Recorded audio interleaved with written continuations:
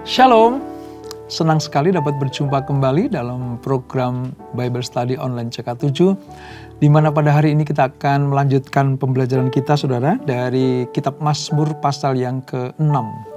Seperti kita ketahui bahwa kitab Mazmur ini adalah berupa syair pujian, ya, Mazmur yang isinya adalah ungkapan isi hati para pemazmur.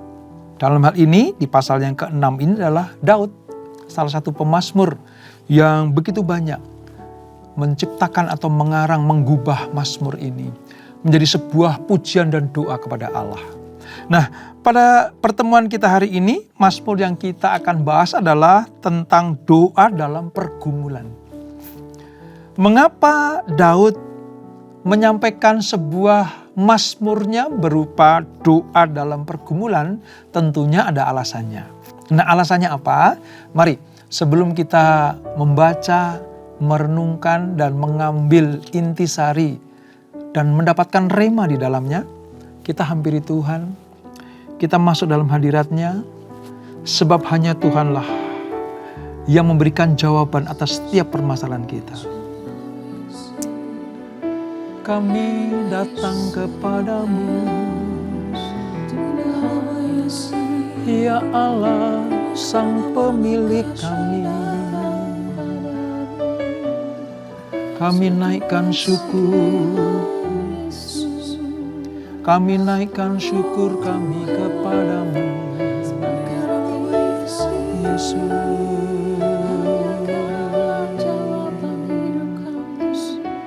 Hanya Kau Tuhan. Kau telah buktikan cinta-Mu padaku. Kau membayarku dengan hidup-Mu. Ku bersyukur yang ada padaku. Semuanya milik-Mu. Ku persembahkan seluruh hidupku di mezbah-Mu. Hanya Kau yang menjadi tempat jawaban. Hanya Kau tempatku berharap. Berjalan bersama-Mu ku takkan goyah, sebab tangan kasih-Mu tersedia bagiku. Selamanya Kau ku cinta. Yes, Lord. Kau telah buktikan cinta-Mu padaku. Kau membayarku dengan hidup-Mu. Ku bersyukur yang ada padaku. Semuanya milik-Mu. Ku persembahkan seluruh hidupku di mezbah-Mu. Hanya Kau yang menjadi tempat jawaban. Hanya Kau tempatku berharap. Berjalan bersama-Mu ku takkan goyah, sebab tangan kasih-Mu tersedia bagiku. Selamanya Kau ku cinta.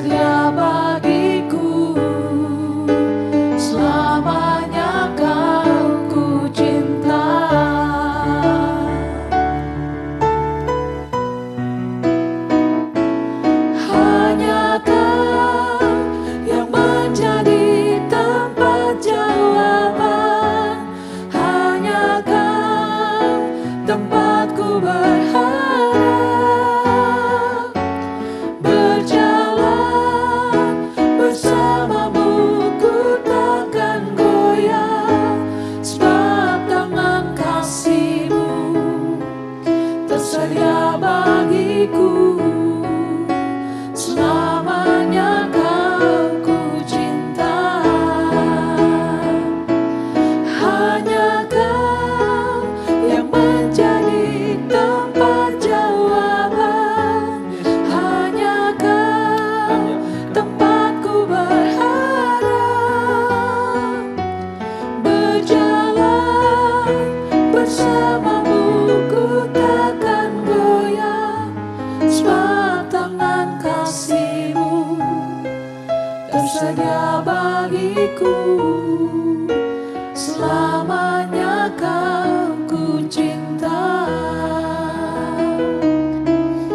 Selamanya Kau ku cinta.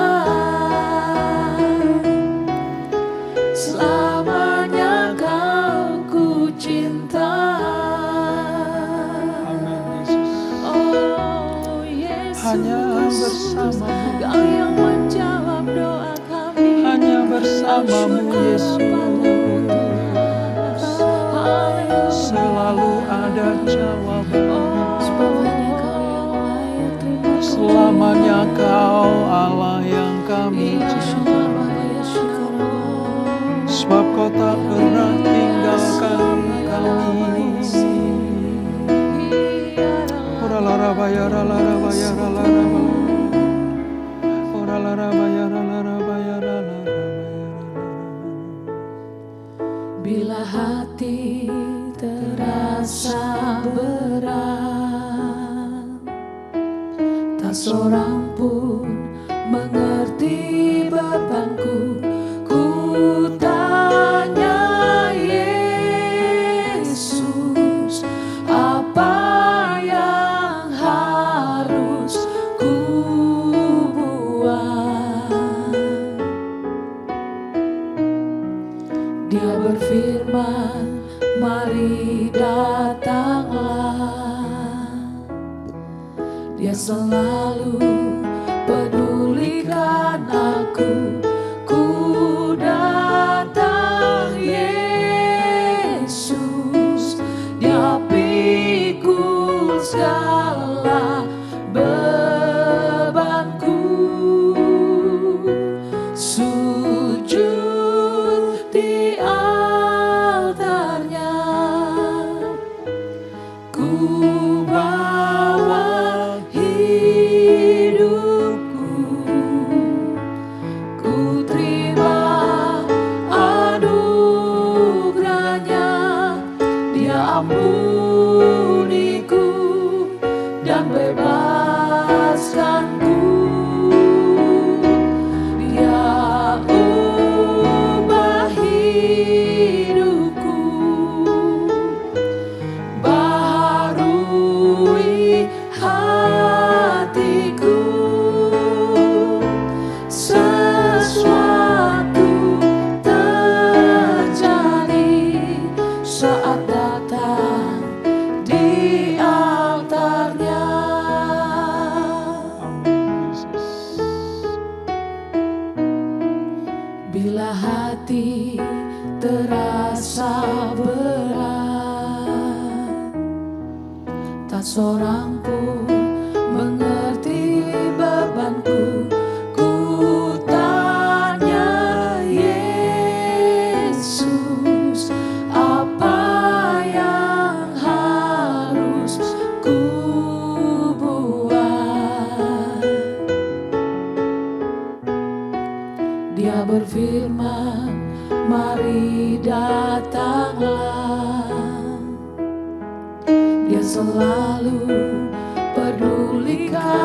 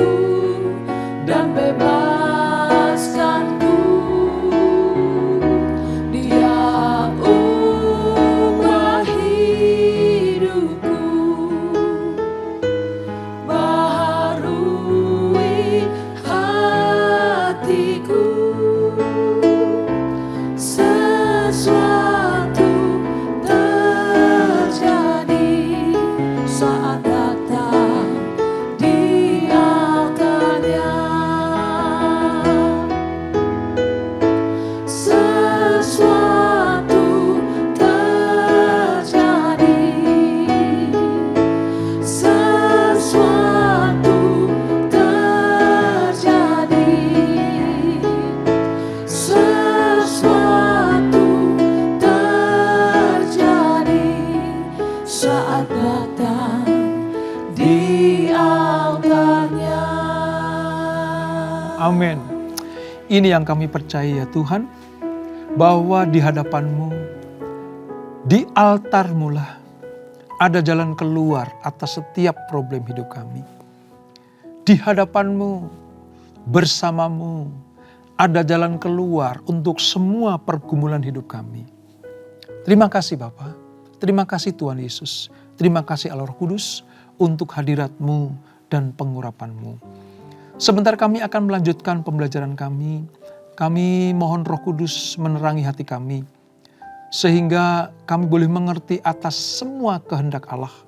Dari yang apa kami baca, kami renungkan, dan akan kami lakukan dalam kesetiaan yang penuh kepadamu. Urapi kami Tuhan. Di dalam nama Yesus, mari yang siap belajar firman Tuhan, sama-sama kita katakan amin. Saudara, kita akan membaca dari Mazmur pasal yang ke-6, ada 11 ayat, bagaimana Daud di dalam menghadapi pergumulan hidupnya, dia datang kepada Tuhan dan berdoa, memohon anugerah, pertolongan dan jalan keluar. Nah, kisahnya seperti apa saudara? Mari kita baca ayat 1 sampai 11. Demikian firman Tuhan, Mazmur pasal yang ke-6. Doa dalam pergumulan. Untuk pemimpin biduan dengan permainan kecapi, menurut lagu yang ke-8 Mazmur Daud.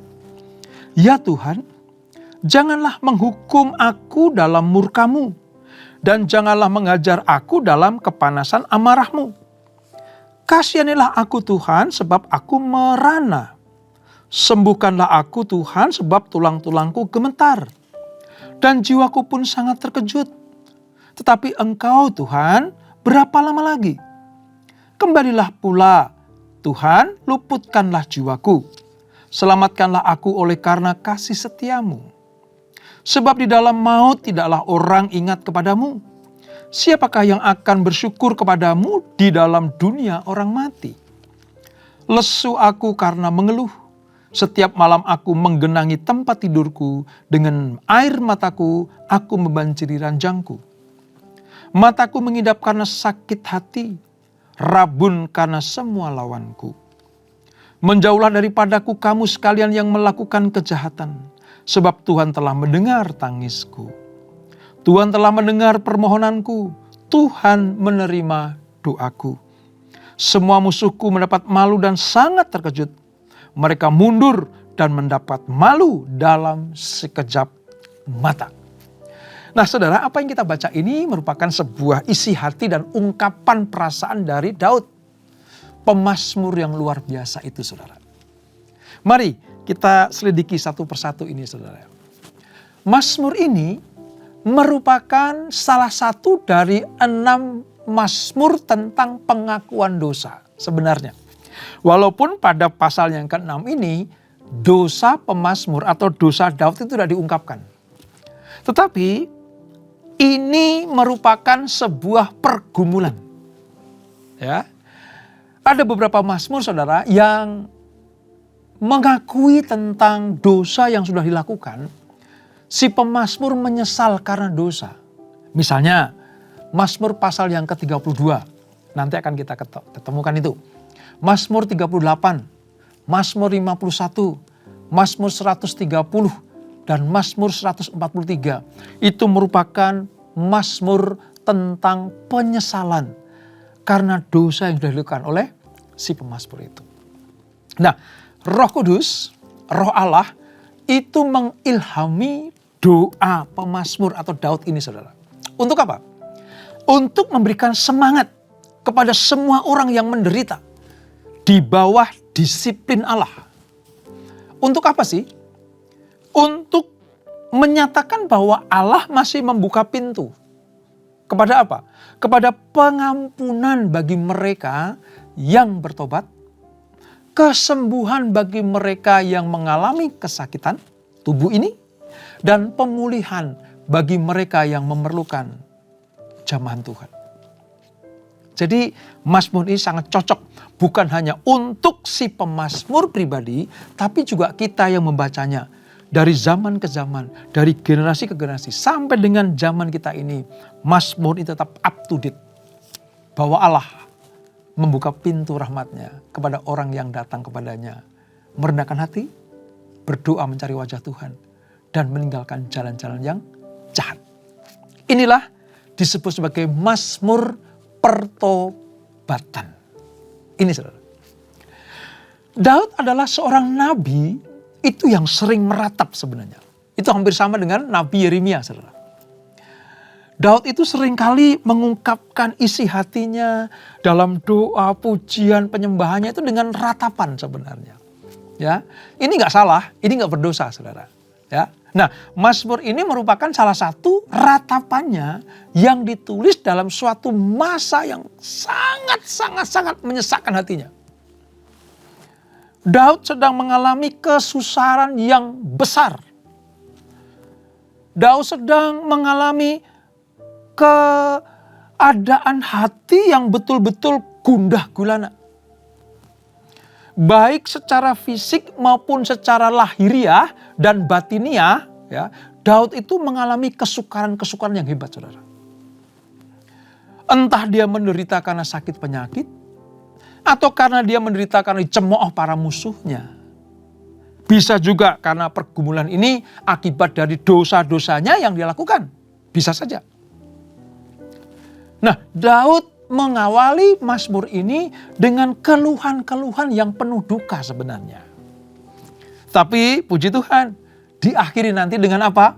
Pujian yang penuh sukacita. Ya.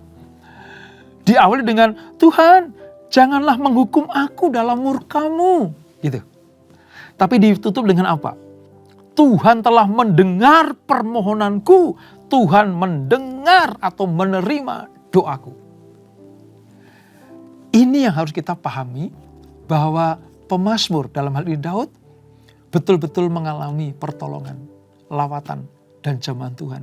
Sehingga pergumulan seberat apapun yang dialami, Daud mampu mendapatkan kemenangan atas masalah, saudara.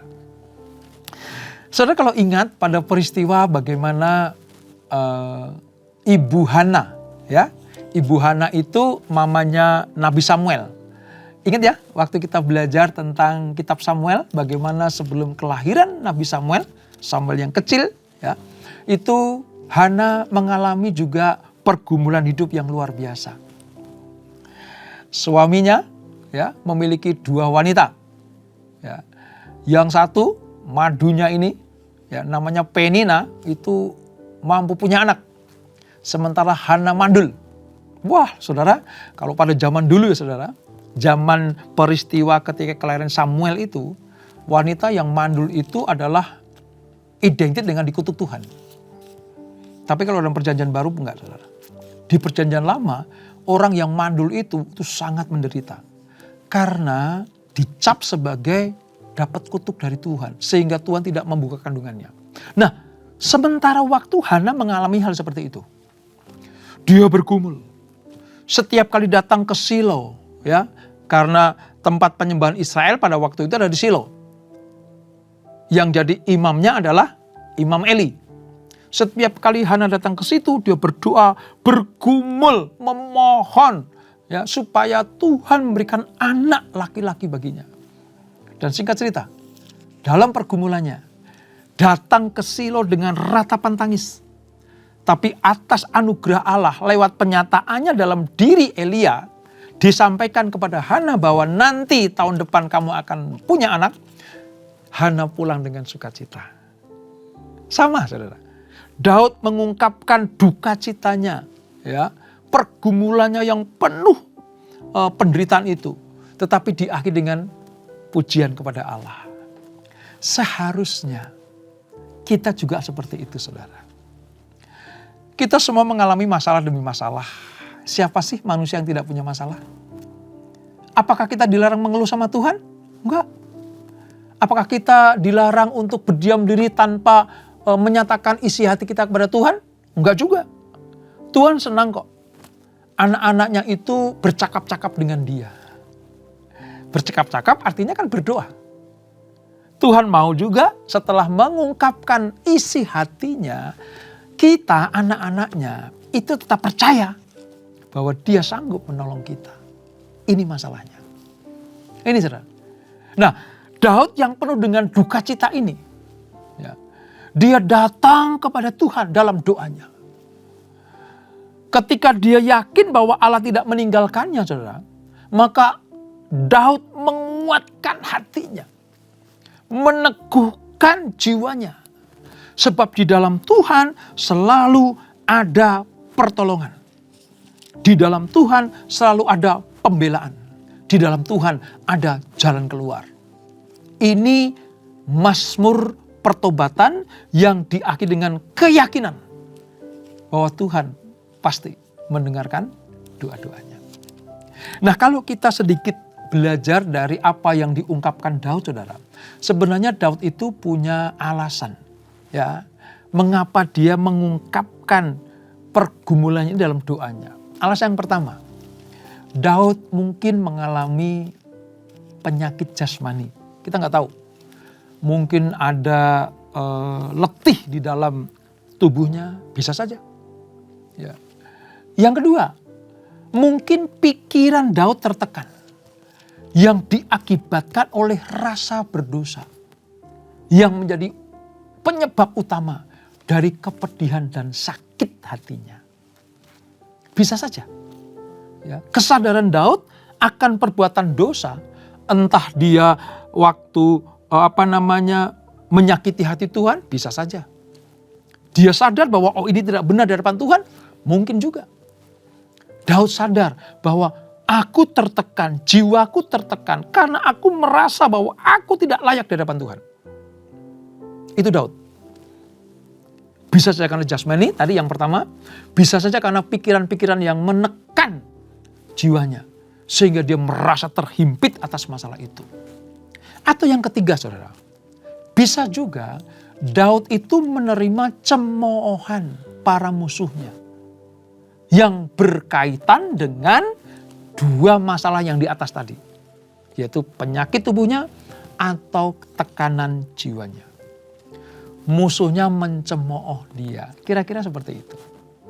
Jadi 3 alasan ini dibawa Daud kepada Tuhan. Ini loh Tuhan masalahku. Daud minta belas kasihan.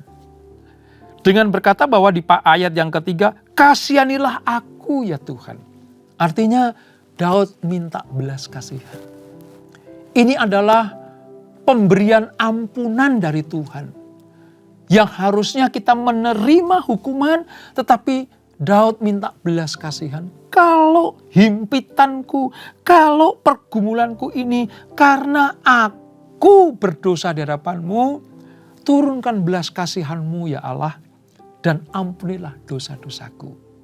Jangan sampai hukuman menimpa aku. Ini isi hati Daud dalam Mazmur pasal yang ke-6 ini. Itu tentang belas kasihan. Yang kedua, tentang kasih setia.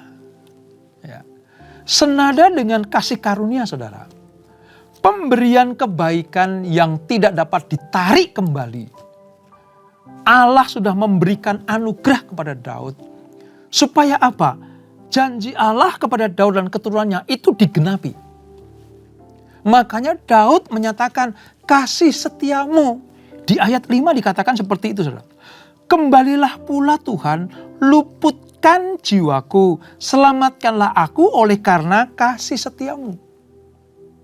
Daud mengingatkan bagaimana Allah berjanji kepadanya bahwa dia akan menjadi penolong. Dia menjadi gembala. Dia menjadi pemimpin dalam hidupnya.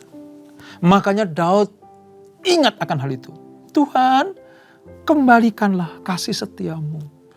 Tuhan, ingat, luputkan aku dari masalahku ini. Selain mengingatkan tentang belas kasihan Tuhan, Daud juga mengingatkan tentang kasih setia Tuhan yang diucapkan Tuhan lewat janji-janjinya dan yang tidak bisa ditarik kembali itu. Itulah yang Daud mohon dari Tuhan saat ia sadar sedang menderita karena kesalahan dan dosanya. Pelajaran buat kita, saudara. Kalau Tuhan ingatkan, kalau Roh Kudus ingatkan buat kita semuanya, kamu menderita karena ada yang tidak beres dalam hidupmu tentang hubunganmu dengan Tuhan. Mari kita introspeksi diri, melihat ke dalam. Kita teliti satu demi satu, saudara. Apakah kita menyakiti hati Tuhan? Apakah Tuhan kecewa dengan tingkah laku kita? Apakah kita sudah menyimpang dari kehendak Tuhan? Kita keluar dari kebenaran yang Tuhan berikan buat kita. Kita keluar dari jalurnya Tuhan.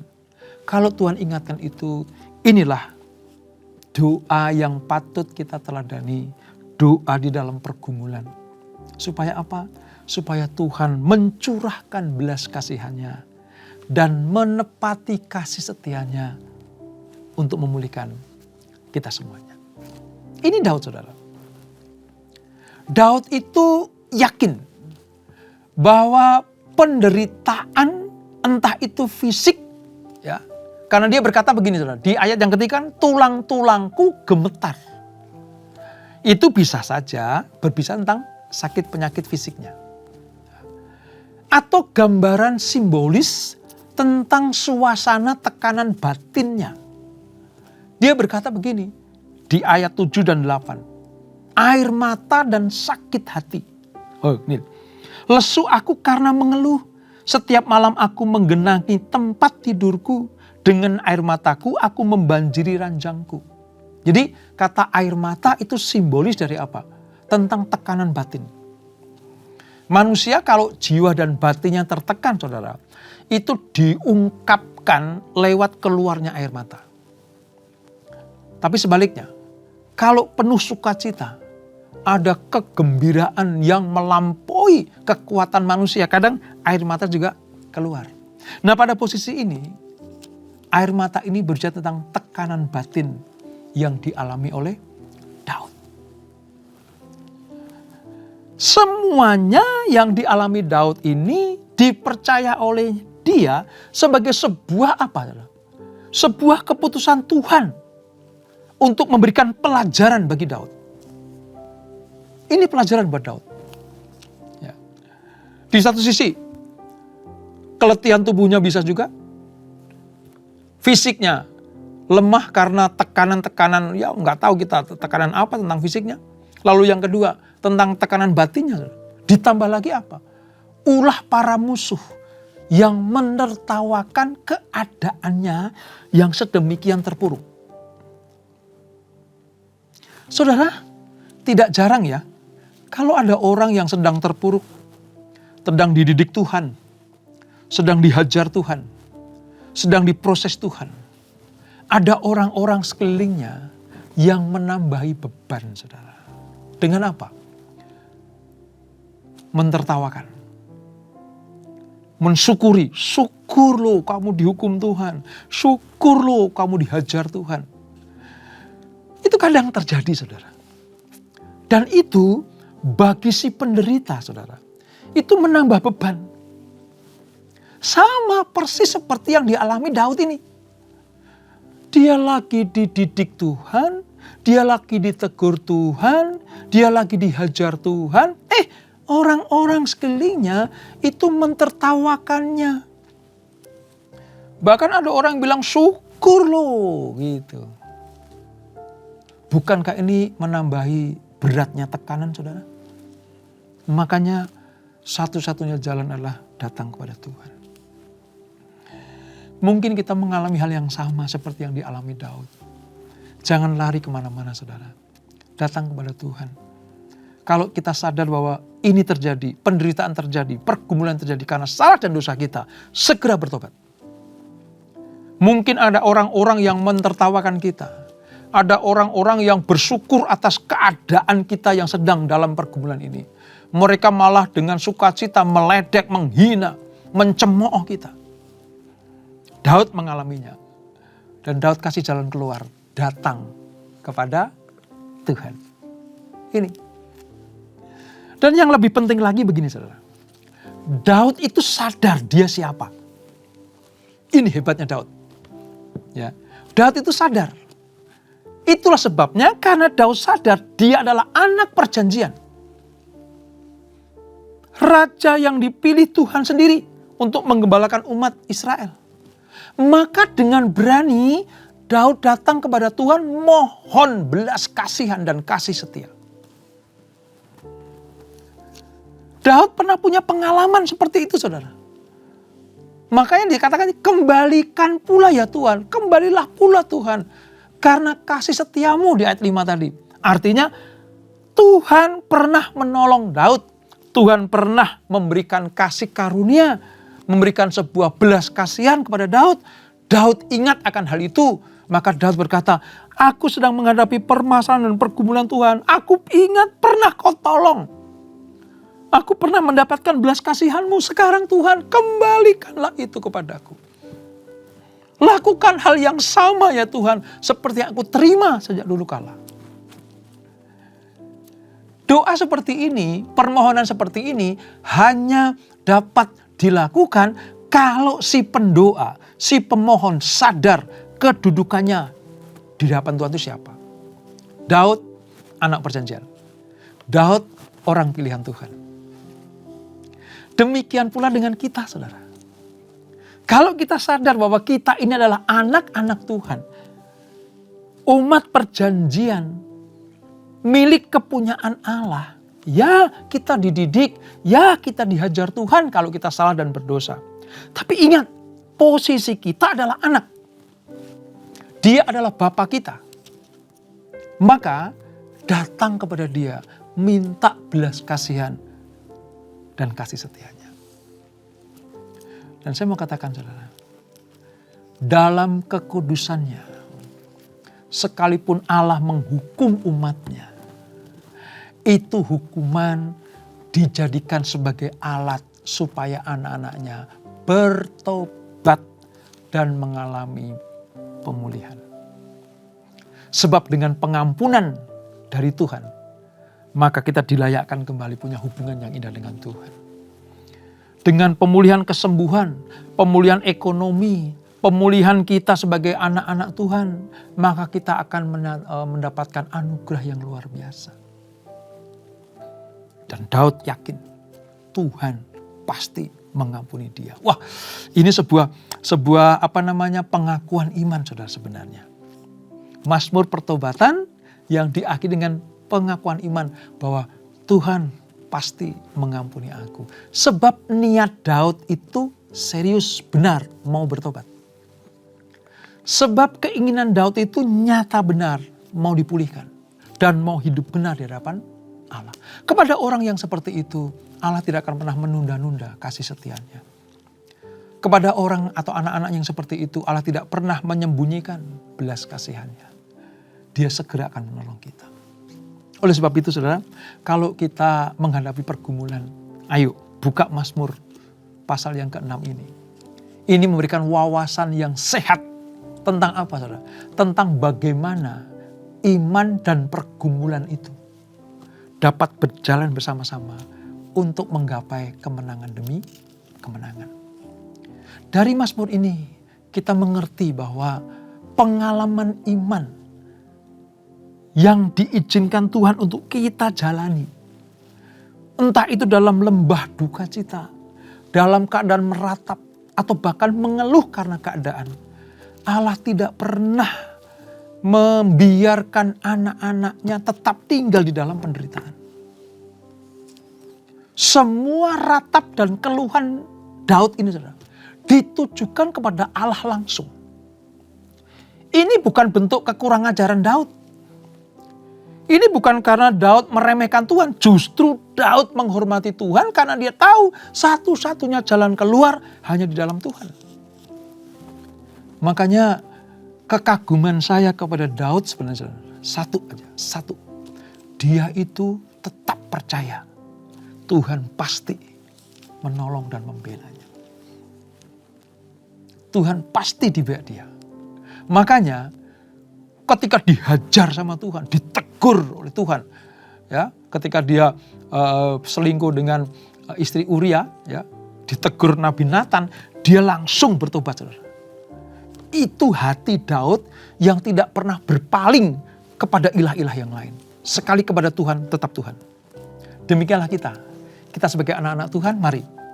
Kalau kita percaya Yesus adalah Tuhan dan Allah kita, ketika dia negur kita dihajar dia, kita didisiplinkan oleh Tuhan, jangan lari dari dia. Jangan lari dari didikan Tuhan. Jangan lari dari teguran Tuhan. Jangan lari dari disiplinan Tuhan. Sekali Yesus, tetap Yesus. Supaya apa? Keadaan kita dipulihkan. Sama seperti Daud dipulihkan. Jangan putus asa. Dan jangan tinggalkan Tuhan.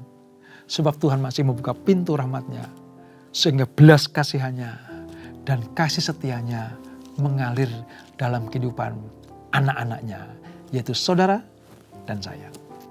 Dan itulah Mazmur pasal yang ke-6. Kita tundukkan kepala. Bapak, terima kasih untuk anugerah-Mu. Kami belajar dari Mazmur pasal yang ke-6. Bagaimana seorang Daud dalam pergumulannya mengambil keputusan yang tepat untuk tetap setia kepada Tuhan. Dalam keadaan sedang dididik Tuhan. Didisiplinkan Tuhan. Bahkan ketika dididik dan didisiplinkan Tuhan, dia merasakan penderitaan, pergumulan yang hebat. Keluar keluhan. Sebab ditambah lagi permasalahannya karena cemoohan, tertawaan para musuhnya yang bersukaria karena Daud mengalami penderitaan ini. Tapi Daud tidak pernah lupa jalan keluar. Dia selalu datang kepada Tuhan. Sebab Daud percaya di dalam Tuhanlah ada pemulihan. Di dalam Tuhanlah ada kesembuhan. Di dalam Tuhanlah ada kemenangan. Kami belajar dari ini ya Tuhan. Kalau kami diizinkan Tuhan mengalami pergumulan atau masalah, kami mau tetap setia kepada Tuhan. Posisi kami adalah anak-anak-Mu. Posisi kami adalah umat perjanjian-Mu. Kami tetap hanya akan menyembah Engkau, percaya kepada Engkau, dan hidup di dalam Engkau. Supaya ketika kami mengalami pergumulan, kami tampil sebagai pemenang. Terima kasih Bapak, berkati anak-anak-Mu, berkati kami semuanya. Sebelum kami berpisah, kami siapkan hati kami terima berkat yang daripada-Mu. Kekasih Kristus arahkan hatimu kepada Tuhan. Terimalah berkat kasih anugerah dari Allah Bapa yang berlimpah-limpah di dalam anaknya yang tunggal Tuhan Yesus Kristus. Dan persekutuan yang manis dan Roh Kudus menyertai kita semuanya. Mulai saat ini sampai Maranatha. Yesus datang yang kedua kali menjemput kita semuanya. Bertemu di awan-awan yang permai. Menikmati kemuliaan kekal sampai selama-lamanya. Yang diberkati, sama-sama katakan amin. Tuhan Yesus memberkati.